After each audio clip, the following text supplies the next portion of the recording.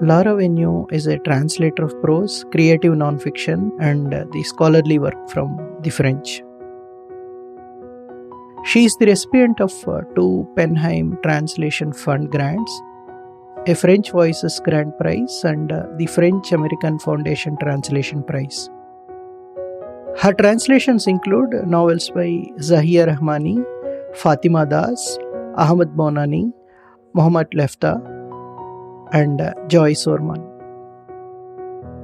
In this episode, Lara talked about her work, literature coming out of North Africa, indie presses, and about translation as an intimate personal experience. Thank you for accepting the invite, Lara. Of course, thank you so much for inviting me. Before we talk about your work in detail, please introduce us to the novel Life Sciences. Of course. So Life Science is a book I translated about a year and a half ago. It's written by a contemporary French author named Joy Sorman. She is one of my favorite authors to read and translate, so I'm always happy to talk about her. So as background, she tends to approach writing from a documentarian kind of angle, which means that she picks a certain domain, she performs just a painstaking amount of research, often immersive research, and then uses that to create a fictional work, which often has a fantastical element of it. So Life Sciences is inspired from the medical sphere. She twists it. She has fable and legends that she uses. She cites real life clinical case studies, weird things in the history of medicine, and then blends those with old wives' tales. The book is about a young girl named Nianoise who is afflicted with this mysterious illness, this burning feeling on her arms, and so the plot really is this young girl's quest to find a diagnosis, first of all, and then a cure. And then sort of zooming backwards, zooming out, the book is about the female experience of medicine, of being ill, of healing. Sort of Joy Sorman really likes digging into how, in the Middle Ages, this was the case. 100 years ago, this was the case. Today, it's the case. But the female experience in the medical world is very different from the male experience. So it's basically the backbone of the book. When I was reading it, I was wondering whether it is really about the illness that she's talking about or the age-old burden the women carry.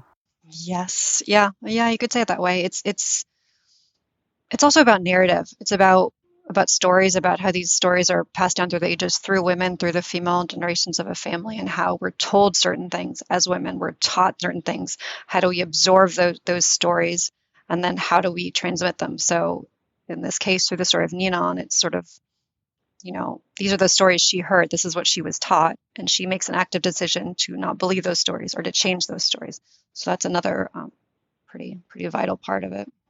The ending, I was really wondering whether it is really the cure that she got or is it an indication that she's finally liberated? Exactly. I mean, in the end, the cure doesn't really matter, actually. Yes, cure really doesn't matter. Yeah. Could you please read a paragraph or two from both French and English versions? Yeah. I am happy to. So I picked a paragraph. This is about halfway through the text. This is when Ninon is being forced to endure just yet another medical exam, sort of being treated like an object or a scientific curiosity, rather. I'm going to start with the French. It's a short paragraph, and then I'll do the English. And I always say when I do readings, I hope that people can hear a similar cadence or a similar rhythm, even if you don't understand or speak French. Le plus jeune des trois médecins, dont on ne saurait dire à cet instant si plaisante, propose alors d'ouvrir Ninon, puisque toute lecture externe comme radiologique a échoué. Voir enfin ce qui se passe dans la boîte noire de ce corps. Trefouiller tranquillement à l'intérieur, percer l'énigme de cette magnifique allodynie extensive, aux contours jamais répertoriés par la littérature médicale, venir à bout de ce qui résiste. Car plaisanterie ou pas, le jeune interne n'aime pas que ça lui résiste. Se vit comme un soldat de la santé lancé sur le corps de malade, comme sur un champ de bataille. sur Ninon, devenu le théâtre des opérations. Paysages complexes, surfaces travaillées de creux et de bosses, de déclivités, un terrain sur lequel déployer les forces, chaque médecin, chaque spécialité, représentant un corps d'infanterie. C'est une rêverie de jeune interne. C'est également ainsi que Ninon son visage, un territoire sur lequel on découdre. Elle trouve qu'on se bat pas assez. I'll do the English now. Always a little easier. The youngest of the three doctors, who may or may not be joking in this moment, suggests opening Ninon up, since every external and radiological exam has failed, to finally see what's going on in this body's black box, to peacefully rummage around her insides, to penetrate the mystery of this magnificent and extensive allodynia that has never been categorized in medical literature, to finally be done with this thing that's resisting.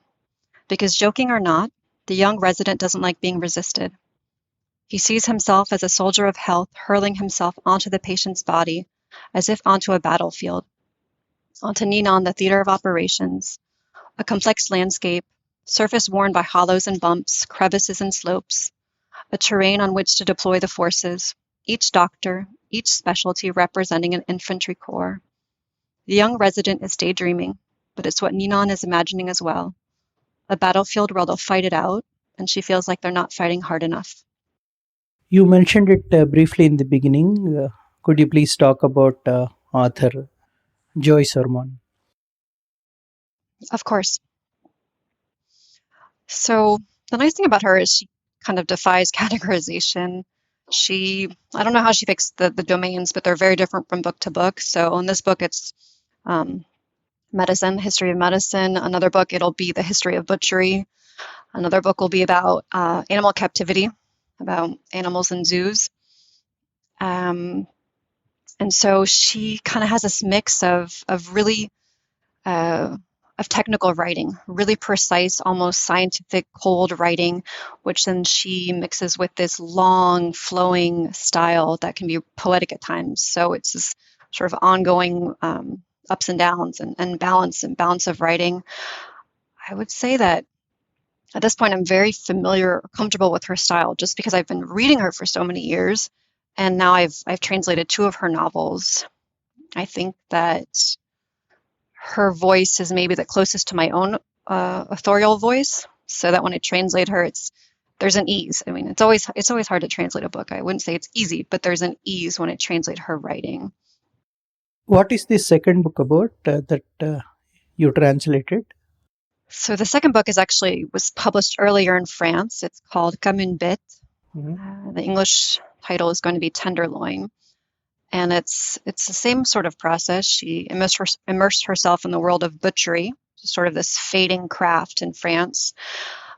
And it's about a butcher who loses his mind. He's so obsessed with becoming a butcher that he sort of loses sight of the line between what he's eating, what he's butchering, what he's cutting into, and himself. And that's what I sort of was referring to when I said fantastical elements. It's this very well-researched book about this tradition in France, but then it just sort of goes off the rails often, which I love.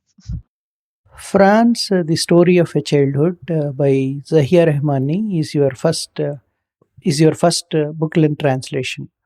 Tell us about your transformation from being a reader to a translator. So very different book. This was kind of an interesting experience because, so like you said, this was my first literary translation. This was my beginning into the field.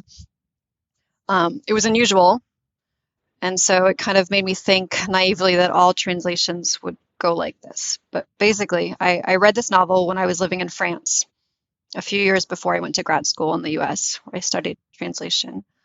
And the book, I'll just summarize briefly the book for those who aren't familiar. It's written by the daughter of a harki. Harki are the term for Algerian auxiliaries in the French army during the Algerian War.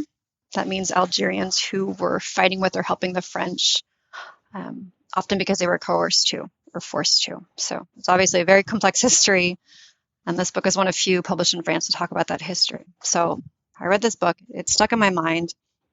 I love this style. And then I translated it in graduate school as my translation thesis. At one point, I applied for a translation grant. It's called the Heim Translation Fund Grant, which, if I may, I would just recommend that all translators think about applying for that grant. There's no restrictions on nationality or anything. I got the grant. Great. Huge boost for me in confidence. And then not long after that, I was contacted by a publisher. They asked for a sample. They wanted to publish it, and I signed a translation contract. And I thought, this is great. You just have to find books you like that resonate with you, maybe apply for a grant, and then the publishers just works out. So that's what I thought in the beginning. Obviously, that's not been the case every time. Tell me about the collaboration you had with the writer. With Zahia, it was, I think the whole experience was unusual. Because this was my first book, I had so many questions, and I was so excited that I contacted Zahia and wanted to talk to her about the entire book and just, ask her a million questions, which she was very nice. I actually was in Paris. I got to meet her and ask her the questions in person. Since then, I've kind of drawn back from the process because oftentimes the author is somewhat removed from the book by the point that the translator is getting to it. Lots of times they don't remember. Lots of times they didn't make deliberate choices, and you're bugging them about it. So it was a very, I wouldn't say collaborative, but I was bugging Zahia a lot, and she was very nice about it, the whole process. And since then, I've kind of calmed down a little bit in terms of reaching out to authors.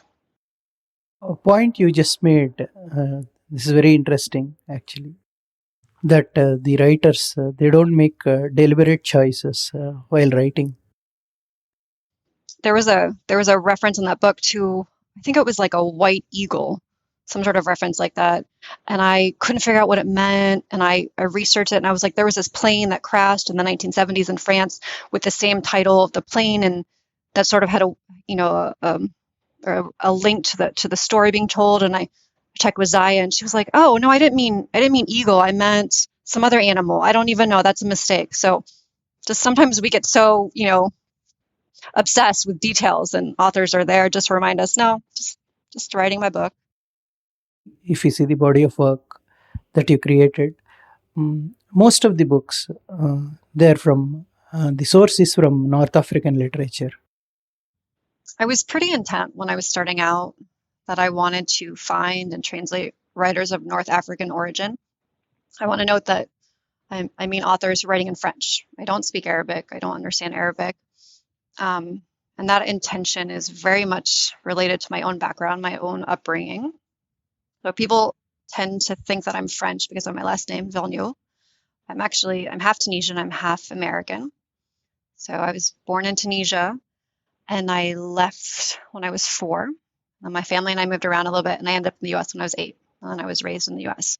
So my mother tongue is English. I speak English with both my parents, and then French kind of came later on. But because I have that background, I've always had this, I guess, longing, you could call it, to deepen or maintain that connection with Tunisia.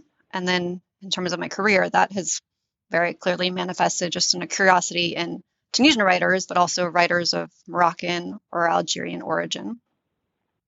I wanted to paraphrase something one of my professors once said to me. I'm going to paraphrase it because I can't find it, actual quote. But this is a former professor and mentor of mine whose name is Alison Waters. She also translates from French. And she said that she is drawn to voices at intersections. And I love that, and I want to steal it or borrow it because I think it's so much better than saying voices at the margins. Because when you're in France, at least, which is, the world I know, North African voices and also Sub-Saharan African voices are considered marginalized voices or voices at the margins. And I think intersections is such a better way to say it. It kind of shifts the center, which is kind of what my objective is as well. So I love that. I'm stealing it, just stealing it. Voices at the intersections. So, on translating Mohamed Leftah's Captain Nemo's last battle, you said it was a transcendental experience. I mean, it sounds kind of grandiose, right? But I do think there is something magical or miraculous about capturing a person's voice, embodying that voice somehow, and then recreating it for other people. As I wrote in that essay, this was a very specific context. This is the first year of COVID. So isolation. I'm in a small apartment with my partner and our 3-year-old son. This was a winter in Washington, D.C., so very gray, very rainy. And the book is very much placed in the sweltering, sweaty heat of Cairo. Okay, so there's just that disconnect already. Um, and then the big thing that was difficult for me was that I was pregnant at this time. So I had a very short timeline. I had 6 months. And I think this is the first time that I felt this timeline just bearing down on me because I had to meet it, biological imperatives. I can't miss this deadline. And so I was just like in this weird, acutely physical state. And I'm translating this acutely physical novel in a very different way. This is a book about an older man who is having an affair with a younger but teenage boy, basically. It's very sexual, it's very graphic, it's very explicit. There's a lot going on. It's about someone who's been hiding these homosexual impulses his whole life and is finally letting them out. So it's a very difficult, important book. And I'm sort of having my own difficult stuff too. And I just felt stuck. I felt really stuck. I was struggling with it and trying to find the voice, trying to find something to connect to. And so my solution to that was just doing homework. That's sort of my background. I'm such a nerd. So I was like, let me just do as much homework and let me just read as much as possible. So I was reading these like dissertations. There's actually several dissertations about Mohamed Leftah for some reason in both French and English. So I was reading these dissertations. I want to cite one of them in particular because it's a scholar who was really helpful to me named Khada Mourad. So I'm just reading all these texts about him. And then at some point I said, okay, like I have 3 months left. I have 2 months left. I have 6 weeks left. Like, let me figure this out.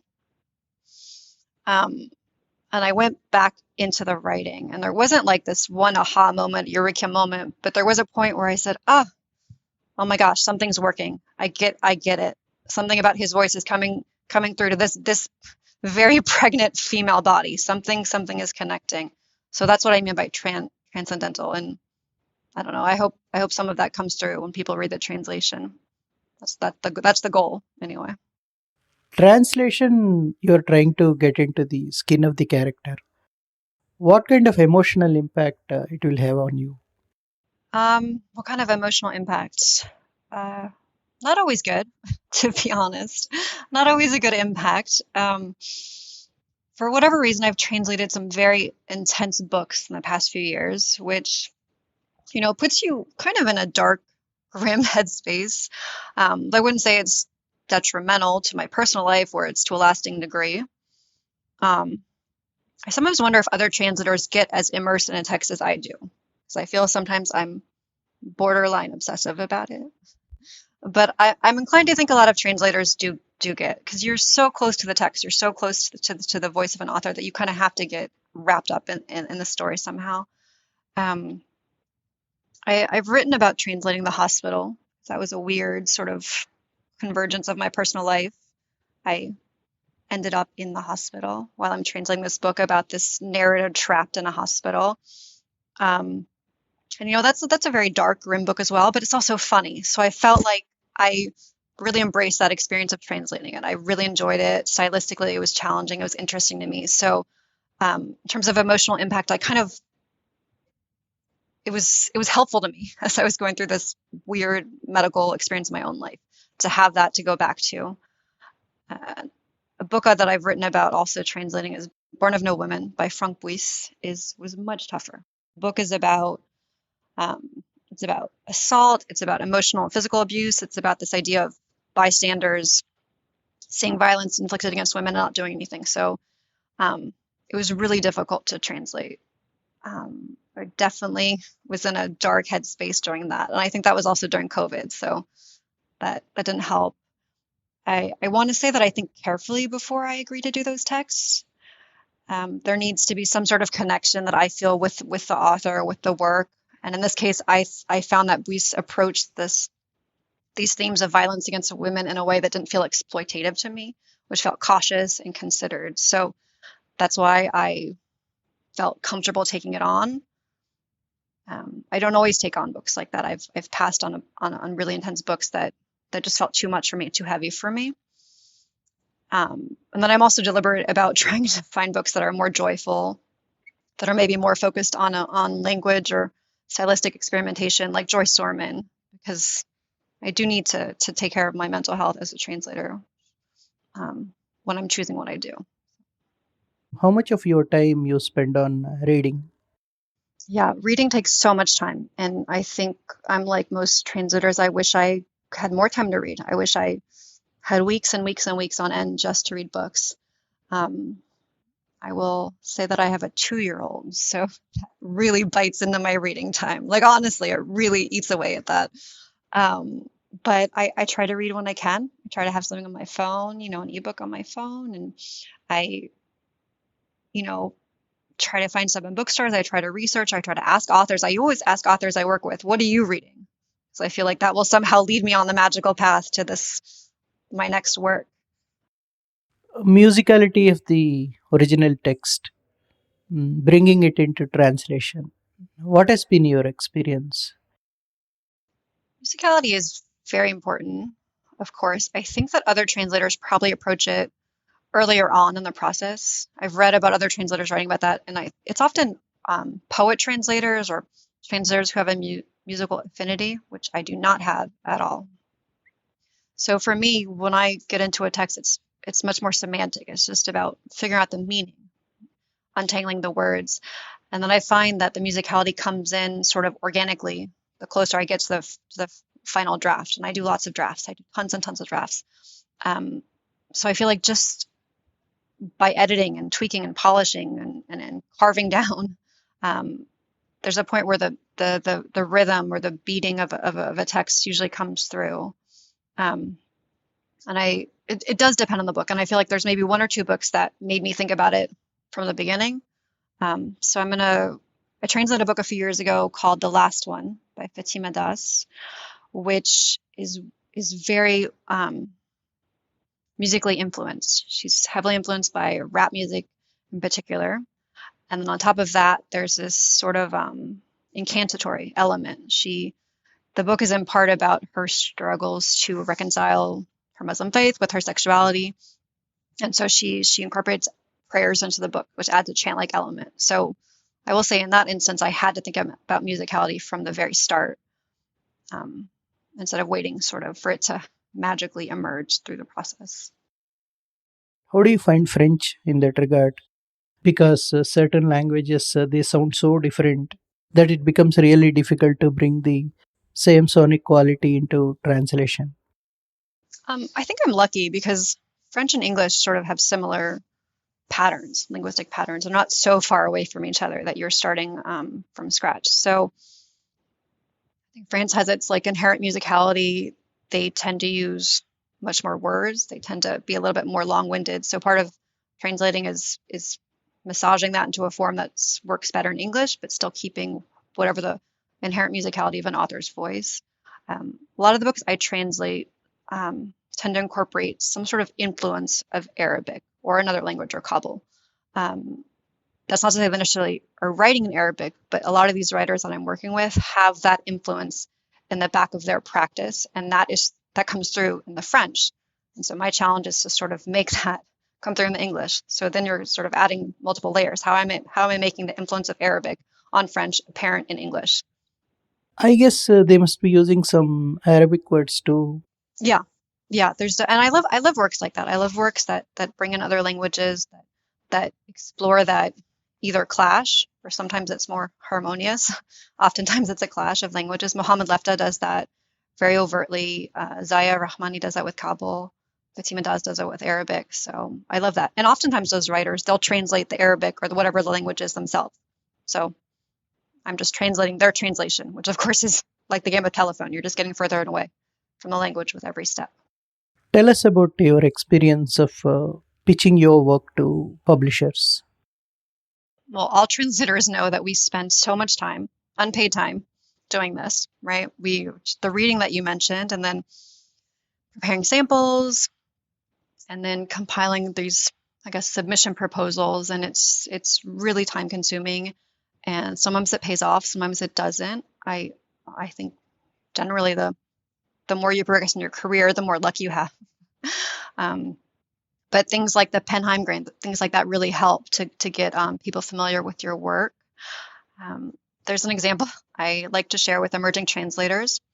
I don't know if it's reassuring or alarming, but I think the novel I mentioned previously by Joy Sorman, Come in Bet, Tenderloin, I started pitching that book 10 years ago. And it's a weird book. I think it's probably hard to market for most publishers. I'm sure my pitches were not great at the time, and I'd pretty much given up on it. And it's, I finally translated it this year. It's going to be published next year by a press called Restless Books. So, that took me 10 years. Obviously, I'm doing many other things, but it's a long game, right? You just have to plug away at it. Author's reputation also, I think it will carry some weight. But in that regard, most of your work is on North African literature. So I don't think it's an easy thing for you in that sense. Now, most of the books you translated, they are published by independent presses, indie presses, other press, Restless Books, and New Directions. Please talk about the contribution of indie presses in literary translation. I mean, thank goodness they're here, right? I think that they take chances on the sort of the weird books, on the books that are difficult to categorize. I was talking about Joy Sorman before. It's hard to put her in a genre. They have much smaller budgets, but they also are just more willing to take risks. So I've been really lucky to have, especially in the beginning, these presses who are willing to publish these books that I don't think would have been taken on by more mainstream presses. I consider myself kind of mid-career, which means that luckily, thankfully, I don't have to do quite so much pitching. I don't have to quite so much selling, even though I still have to do a lot of it. But you mentioned the other press, and I've done a few books for them in recent years, and that's sort of been a surprising development in my career. And something that I find with them is that they trust me. They have confidence in me, in my work, which is such a nice feeling. And it kind of takes away one element of it, which is kind of feeling like you have to justify yourself or justify this is why this book should be translated, but also this is why I should translate it. So because we've sort of developed a working relationship and they have that trust in me, I feel like I can kind of focus on what I really care about, which is not the selling or the marketing, but on the actual translating. BIPOC translators mentorship that you offer. Please tell us about it. Yeah, so this is kind of something new for me. I've been doing this for a few years. And there's two parts to it, really. So the first part is that I had these wonderful mentors when I was starting out. Two professors in particular. I named one of them earlier, Alison Waters, another one, Emmanuel Altel, who were my teachers and just huge sources of encouragement and guidance, and also very concretely helped me find opportunities. They would recommend my name when things came up. And I think that's so critical. It's not just about encouraging people and saying, you're doing great, you're going to, you got this. It's also, hey, this came up and I recommended your name and you might get an email. So heads up, that's critical, right? It's crucial. And the other part of the mentorship idea is that I'm going to speak here about the United States because that's where I'm from and that's what I know. But the world translation is overwhelmingly white, overwhelmingly. Sort of a microcosm of the publishing industry as well, and there's all these barriers to entry, all different kinds. So there's financial barriers to entry, educational, and it just makes something that's a small, tough field that much harder to break into. So I know there's several translators who offer these kinds of mentorships, and that's what I was inspired by, and this idea of just in a very small way, helping make this field more diverse and more welcoming, and expand the voices and the kinds of texts being translated. So during the pandemic, I mentored 2 translators who were both of Tunisian origin. If I may, if any publishers are listening, they are working on a Tunisian novel, rights still available. I'm happy to put people in touch with them. See, I'm always trying to help. So there are these great young translators. And then right now, I just started mentoring a Canadian translator who is interested in emerging authors and Québécois literature. So the goal is to do this once a year for free, obviously. And I always tell my mentees that I'm not always responsive immediately by email, but it's like a lifetime guarantee. I will respond at some point. Yes, yeah. I'm not always quick on the response, but I'm always happy to help when I can. Tell us about your recent translation, The Most Secret Memory of Man. Where should I start? One interesting thing about the book is that it is about search, a quest, which is one of my favorite themes to read. And the other thing is about the book is it's about a writer. And again, you dedicated this book to a writer, interestingly. So, what's the backstory? There's a big backstory. This is the biggest book I've probably translated, just in terms of how long it is, how complex it is. I think the French is about 500 pages. And then, just for those who aren't familiar with it, the novel takes place across different time periods in several different locations. It uses different perspectives, uses different narrative styles. So there's a lot going on. As you said, it's a book about searching, about a quest, and also about writing, about what literature means, about why we bother reading, and in this case, why bother writing, right? And then the book is big just because it was very high profile in France. It won the Prix Goncourt in 2021, which is France's biggest literary prize. The author Mohamed Leftah is the first writer from sub-Saharan Africa to win this prize. So it just got massive coverage. It was a huge critical success, huge commercial success.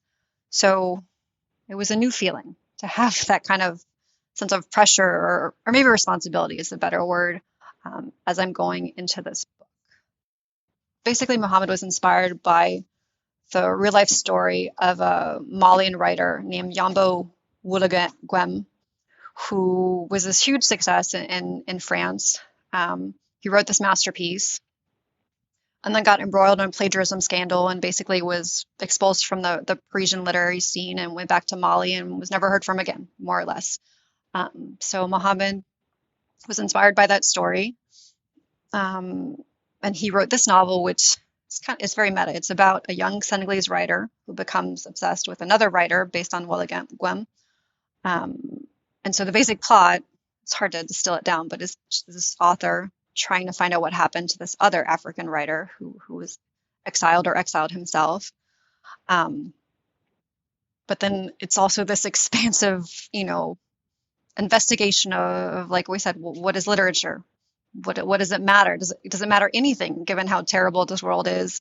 And then it's also kind of a funny book. It's Mohamed loves taking conventions and stereotypes and twisting them. It's a very hard poke at the French literary establishment and how African writers are marginalized or forced into writing a certain way. And he doesn't spare anyone. He also criticized African writers and readers and publishers and editors, just everybody. Everyone's getting poked at. So it's just a sprawling novel. It's beautiful. It's really, really beautiful. So why bother writing? Yeah, I mean, obviously it's not on the same scale as these writers I'm working with, but writing has kind of become this other surprise in the course of my translation career. It's kind of evolved alongside translation. I used to just always, not even a formal journal, but just be constantly writing about translation or working through things. And over the years, formalizing those thoughts and writing these essays. And it's not always a comfortable feeling to write. And to be perfectly honest, sometimes I write these essays and then I hesitate before putting them out in the world. Some of them are very personal. I tend to write about how translating a certain text has intersected with a certain event or moment in my life, and that's not always comfortable, right? I think for me, it's just it's my way of understanding things. So why bother? I don't know. I believe translation is a serious form of creative writing. Why do you translate? I think that you're right that translation is a form of writing. It's certainly far more than just a craft. I don't think I think the question of ownership and authorship is interesting, and I don't think they're on exactly the same level, which I've read some translators argue for. But it's definitely its own writing. I don't like the word product experience. And for me, writing and translation blend into each other and feed each other. And translation is this immensely creative, inspiring experience. And I find that it has tended to my writing. That makes sense. It's really encouraged it. I feel like I've learned how to write by translating. I think that obviously linguistic fluency is critical to a translation, but this is not my argument. I've heard other translators say this, but you have to be able to write. That's really the heart of it, right? Thank you, Lara, for such a wonderful and lovely conversation. Thank you. All right. Okay. Thank you, you too.